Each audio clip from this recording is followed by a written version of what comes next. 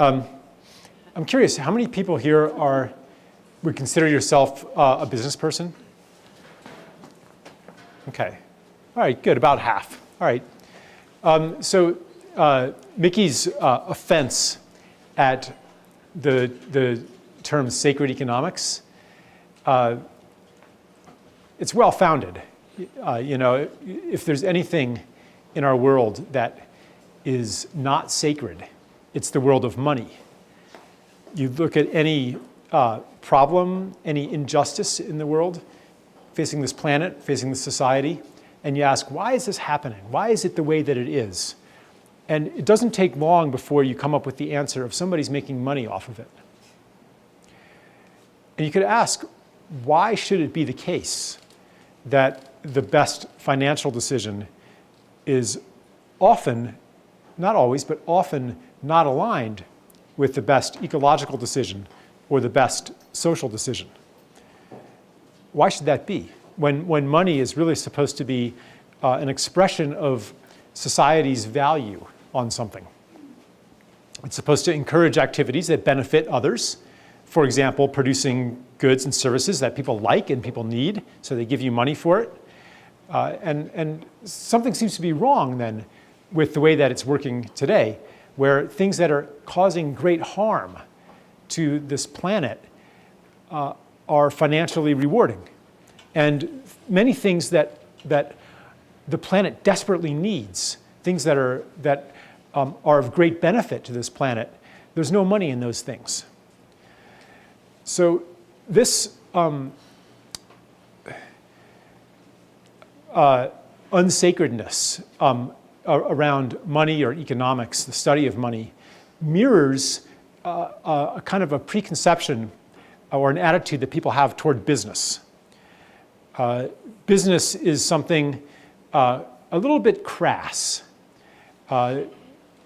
And business people are often vilified by various kinds of social and environmental activists. Because why do you, at least in this preconception, why do you go into business? Why does somebody go into business? An economist will answer that question. It'll say, because that's, the motivation is to make money. You go into business to make money. You're not doing it for your health, as the saying goes. I'm not in business for my health, right? It's saying and more broadly, I'm not in business for your health either. I'm not in business for the health of the trees. I'm in business to make money. That's kind of the general assumption that we have about business. And it can certainly seem true when we look at the things that corporations do for the sake of money that benefit nobody else and nothing else besides their bottom line. It can seem very true, and it can seem, therefore, that business is kind of the enemy of social progress or environmental healing, and it can seem as though the problem in this world are the kind of people who go into business, because they're the ones who are just in it for the money. They're the greedy people. So I'd like to explain why I don't think that's true. I notice, certainly sometimes it's true. I often, or sometimes, maybe not often, but I sometimes speak at universities, at community colleges. I speak to young people, an awful lot of business majors there. And if you ask them, why are you majoring in business or finance or marketing? The answer isn't, I just love marketing. It's so interesting. It's because, well, I'll have economic security that way. I'll have financial security. So they're going into business to make money. But when I talk to actual business people, I often get a different impression. It's that they have something that they want to give, something that they want to do, something that they want to create. And in order to do that, they have to turn it into a business. Because you can't just do it and live, because you need money to live. So you have to find some way to turn your creative impulse into a business. Either that, or they just want to have an effect on society. They want to be part of this social matrix of giving and receiving. And business is how you do that. So for a lot of people, the making of money is actually secondary. What they really want to do, and I think this is fundamental to human beings, what they really want to do is they want to offer something. They want to create something and they want to give something. And that's what I would say is the sacred core of business. And a lot of people who go into business, especially if it's a small business, it doesn't take long before you realize that, generally speaking, you're not going to make a whole lot of money at this. It's not a path to quick riches, usually.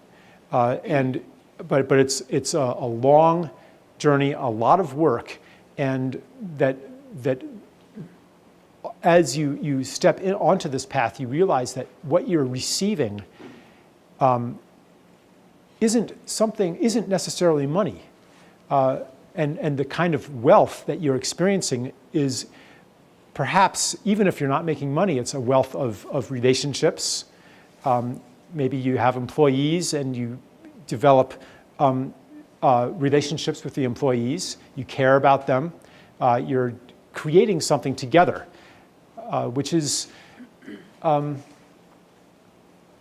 our age when community has atrophied in so many places, like where do you in your life get together with a group of people and create something jointly together?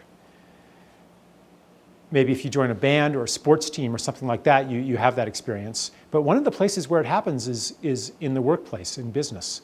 And so this core human need to create finds expression in business. And I think that even if a person goes into business and the initial motivation is, I'm going to make a lot of money at this, and you're successful at that, you'll find, again, that that's not enough, that you want something else. So business people, sometimes they'll leave business as business and channel that impulse towards something outside of business, toward charity, towards, supporting the opera or the museum or some social cause or an environmental cause, or they'll get involved in politics or something like that. But another approach would be to channel that impulse to give into the business itself. And so that leads into the field of social entrepreneurship. Often the social entrepreneur is a distinct category from the for-profit entrepreneur, for the business entrepreneur. And this dichotomy mirrors a more general division in our culture, in our understanding of the world, that divides the spiritual and the mundane into two separate realms, and says that our spiritual activities, those don't really have anything to do with the world of commerce, the world of the flesh. It's a separate realm. And it mirrors a thousands of year old belief system that took God and removed God to outside of the world, removed spirit to outside of matter. And this is, I think, a very destructive concept, to see nature, to see matter as something that's not sacred, that doesn't partake in divinity, because it allows us to treat nature as something that's not sacred. And I'm not, and this isn't to say that Christianity or whatever religion you practice is therefore, anti-ecology or anti-nature or bad. There are other ways to interpret religious teachings that bring sacredness back into the world and back into matter. For example, when I speak to a Christian audience, I might say, hey, do you really believe that we earned this planet? Or is it a gift to us? by the Creator, and if it's a gift, then however we treat that gift will do honor or insult to the giver. So, I'm not being a religious partisan here. I'm not, criticizing religion. I think that we can enter the sacredness of all life and all things through the gateway of any religion. So anyway, this divergence of the sacred and the mundane, the spiritual and the material,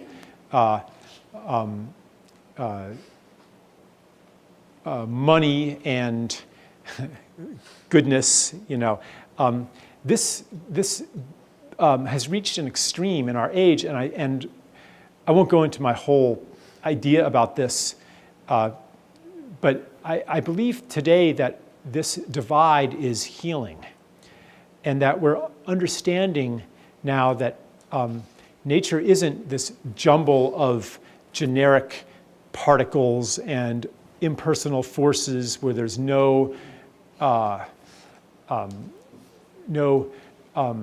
purpose and where it's just a bunch of stuff, and we're alone in a universe of other. We're beginning to see nature differently. We're beginning to see that nature kind of has its own intelligence, and in fact that nature isn't even really separate from ourselves, and that other beings aren't separate from ourselves. So there's a reunion going on, a reunion between mind and body, between spirit and flesh, between human and nature. All of these are part of the same reunion.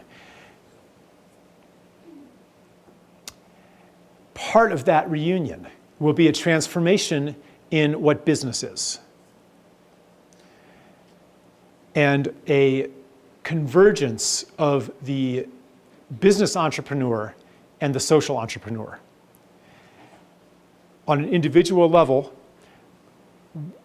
that one way that convergence is expressed is as that longing to do something that is meaningful to you, that longing to do something beyond making money.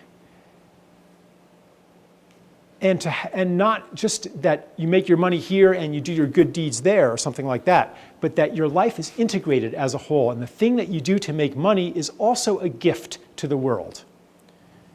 And that's the way it should be, isn't it? Like I said at the beginning, money is supposed to be an expression of gratitude, really. You've given something, and then people want to give to you too. And in a primitive, quote, primitive society, that was easy because everything that people made, somebody else, you needed. But in a complicated society like ours with a division of labor, the thing that you're producing might not be needed by somebody else. If you design microchips or something like that, and you can't say, thank you, farmer, for growing my food. Here's a circuit design, right? You can't do that. So this is a trivial point, but with a division of labor, we need some other way to express our gratitude, some other way to gift in return. Ideally, that's what money is supposed to be. So this is a convergence that wants to happen. This is the way it should be. It should be that you give something to the world and you receive the things that you want and need in return. That's what business should be.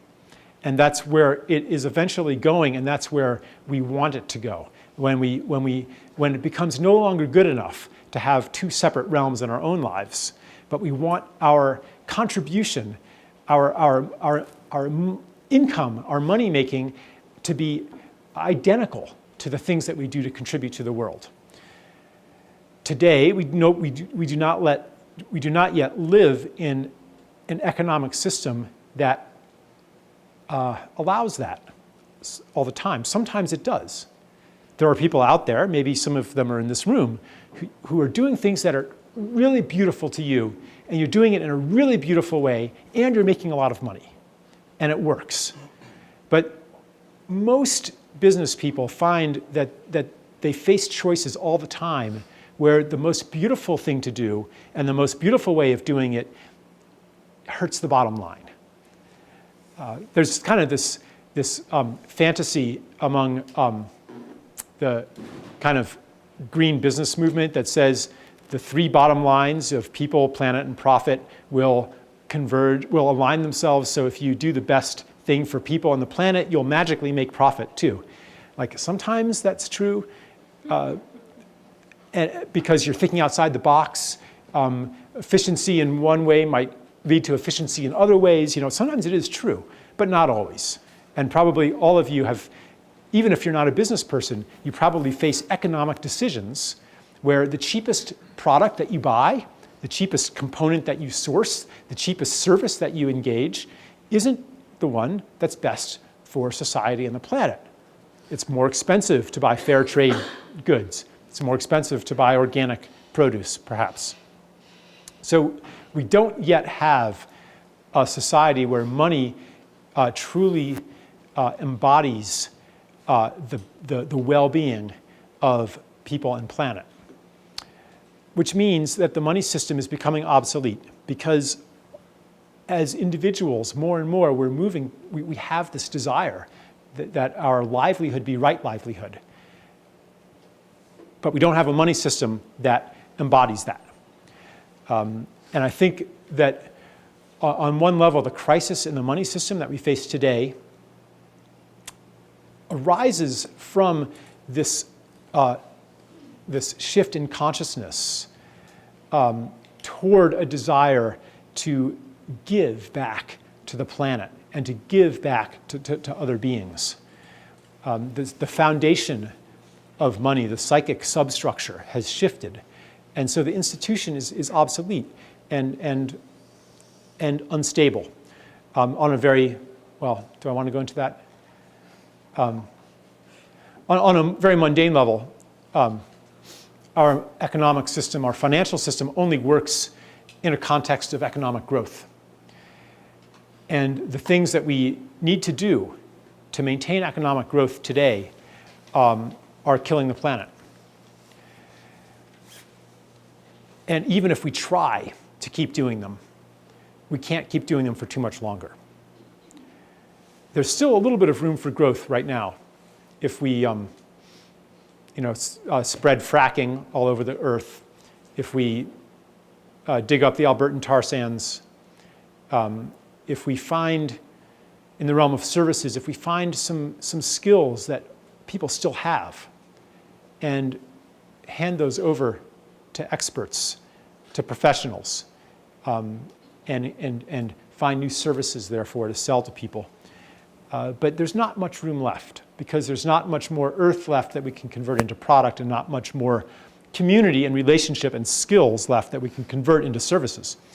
And that's kind of a complicated argument, the end of growth argument, but you're seeing it pop up here and there more and more in the mainstream. It used to be the province of a few ecological economists, Herman Daly, maybe E.F. Schumacher, like it was really on the margins, the end of growth arguments. But recently, like people like, what's his name, Richard Gordon or somebody at Northwestern University, like came out with this really high profile prediction that economic growth cannot be more than 1%, in the next century. So this is becoming more and more understood in the mainstream. And it's a reflection of our change, really in part, it's the end of growth is a reflection of our changing attitudes toward nature. We no longer even want to do, there's resistance to doing the things that we would have to do to keep the growth machine going. So anyway, I guess what I want to do, and I'm not going to speak too much longer, I'm going to open it up. We have a small group today, and I'd like to just have some back and forth and some discussion. But I guess I want to kind of validate what I believe everybody in this room desires.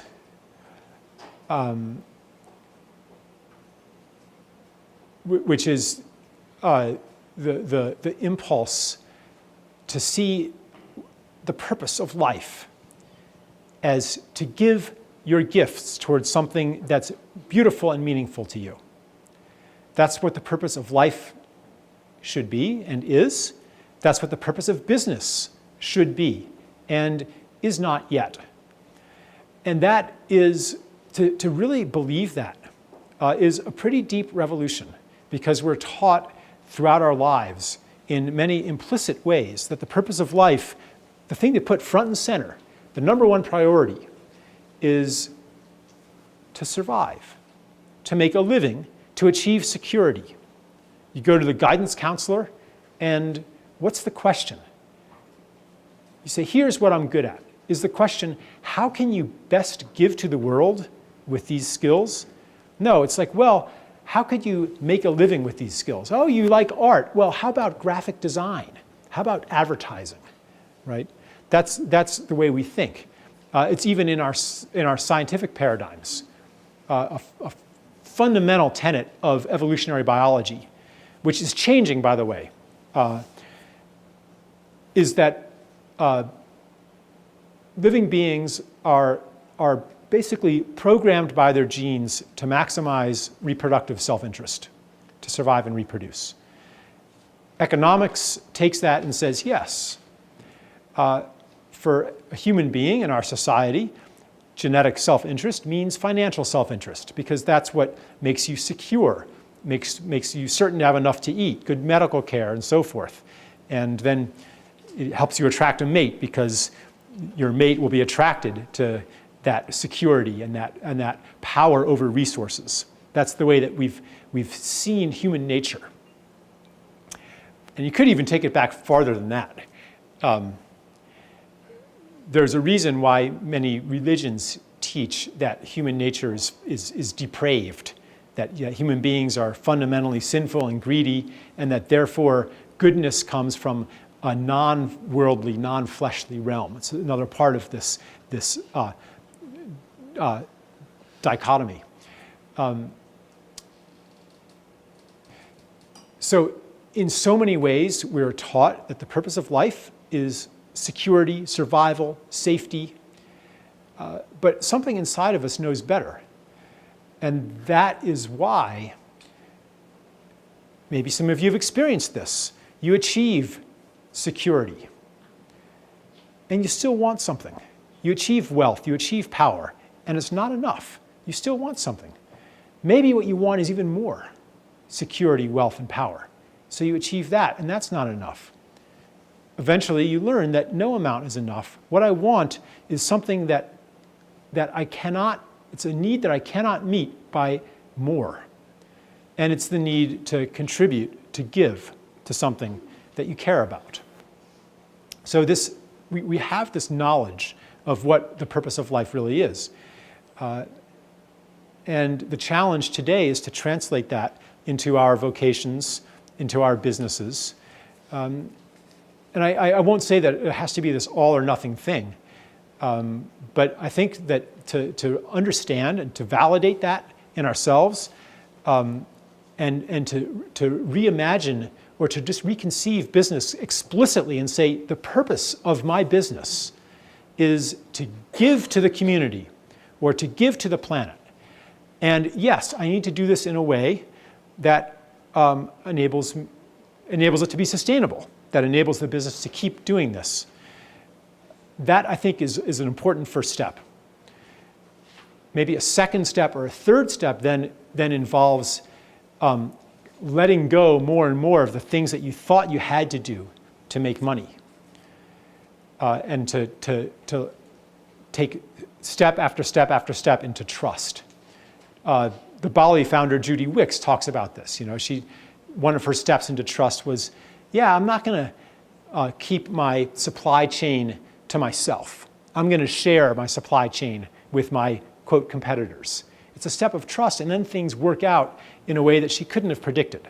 Synergies develop that she couldn't have predicted. So I think that all of you, whether you're a business person or in some other dimension of your life, you'll be facing, as our systems change, and they are changing at an accelerating pace.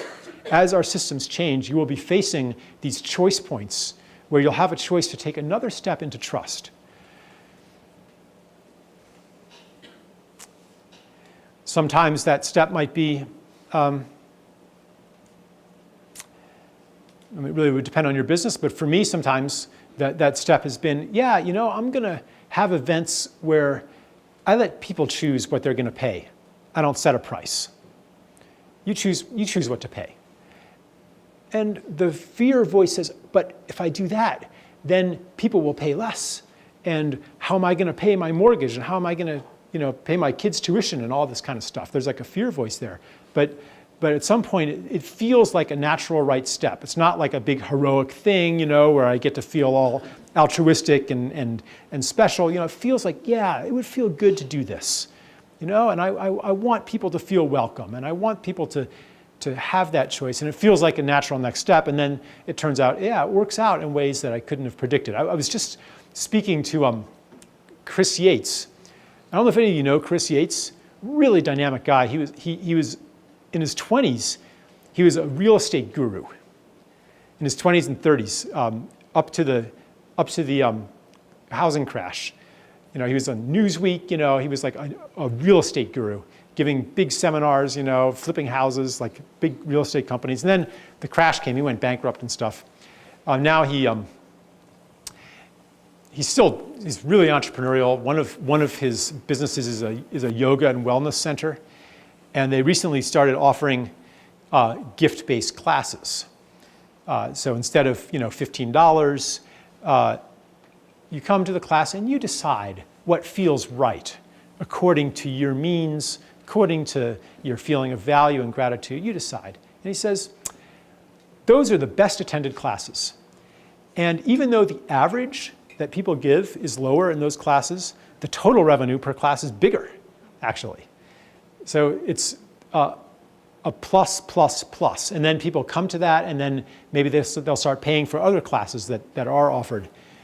So this is one of these steps of trust. And then there's always another one and another one and another one.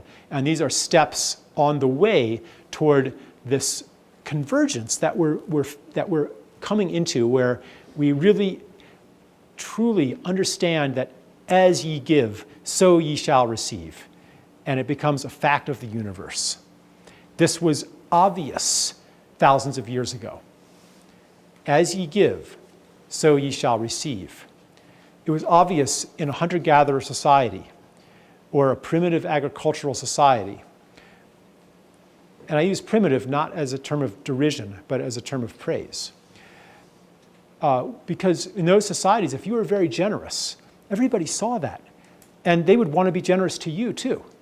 So your wealth was really measured by how much you gave. We can feel that today. If you know somebody in your life who's really generous, you want to take care of that person. It almost hurts a little bit sometimes how generous that person is, and is he going to be okay? And you want to take care of that person. We are attracted to give to the generous. So in an ancient society, it was clear that giving and receiving are one. But as a division of labor developed and anonymous social interactions developed, and you could give and people wouldn't see it because the social distance was too big. This truth, as ye give, so ye shall receive, became harder and harder to see. And daily life made it less obvious. So we had to develop spiritual teachings to remind us of what was true. Spiritual teachings like the Golden Rule. As a rule, it says, do unto others as you would have them do unto you. But the original understanding that it encodes is, as you do unto others, so you are doing to yourself. Or karma would be another example of one of these spiritual teachings that only became necessary when it was no longer obvious. And that's another part of this, another aspect of this divergence of the material and the spiritual. These spiritual teachings seem to conflict, to contradict with lived experience. But now we are reaching the end of that journey of separation. As the institutions of separation, such as the money system, begin to fall apart, or the educational system, or the political system, or the medical system, the healthcare system, and of course our ecosystems, our energy systems, our agricultural system, right? All of them are expressions of separation. I mean, not the ecosystem, but our relationship to nature, an expression of separation. Nature is a separate thing. We're going to conquer it. We're going to control it. We're going to transcend it. Someday no longer even need it. Synthetic food, bubble cities, space colonies. Right? This has reached its extreme. It's falling apart. What's the future? The future is a reunion. Part of that reunion, translated into business, it's a rediscovery and a reclamation of the unity of giving and receiving, where you see business as how can I best give. So we all have opportunities to take steps toward that. These steps are not only validating and life-affirming and feel good and we're compelled to go there, they're also pragmatic. Because if this is going to be a livable planet in 1 or 2 generations, we're going to have a money system that's aligned with ecological healing. That's the future. If there's a future, that's it. And if you want to prepare for the future, you can start aligning right now. Preparing for a world in which it is now the case that the best ecological decision is identical to the best financial decision. Not true yet, but we can prepare for it. And as we prepare for it and begin pioneering those other approaches to business, we're helping to create it too. So that's my message. And something seems to be wrong then with the way that it's working today, where things that are causing great harm to this planet are financially rewarding. And many things that the planet desperately needs, things that are of great benefit to this planet, there's no money in those things. So this unsacredness around money or economics, the study of money, mirrors a kind of a preconception or an attitude that people have toward business. And more broadly, I'm not in business for your health either. I'm not in business for the health of the trees. I'm in business to make money. That's kind of the general assumption that we have about business. And it can certainly seem true when we look at the things that corporations do for the sake of money that benefit nobody else and nothing else besides their bottom line. It can seem very true, and it can seem, therefore, that business is kind of the enemy of social progress or environmental healing, and it can seem as though the problem in this world are the kind of people who go into business, because they're the ones who... I'm curious, how many people here would consider yourself a business person? Okay. All right, good, about half. All right. So Mickey's offense at the term sacred economics, it's well-founded. If there's anything in our world that is not sacred, it's the world of money. You look at any problem, any injustice in the world, facing this planet, facing this society, and you ask, why is this happening? Why is it the way that it is? Business is something a little bit crass. And business people are often vilified by various kinds of social and environmental activists. Because why do you, at least in this preconception, why do you go into business? Why does somebody go into business? An economist will answer that question. It'll say, because that's, the motivation is to make money. You go into business to make money. You're not doing it for your health, as the saying goes. I'm not in business for my health, right? It's saying, and it doesn't take long before you come up with the answer of somebody's making money off of it. And you could ask, why should it be the case that the best financial decision is often, not always, but often not aligned with the best ecological decision or the best social decision? Why should that be? When money is really supposed to be an expression of society's value on something. It's supposed to encourage activities that benefit others. For example, producing goods and services that people like and people need, so they give you money for it.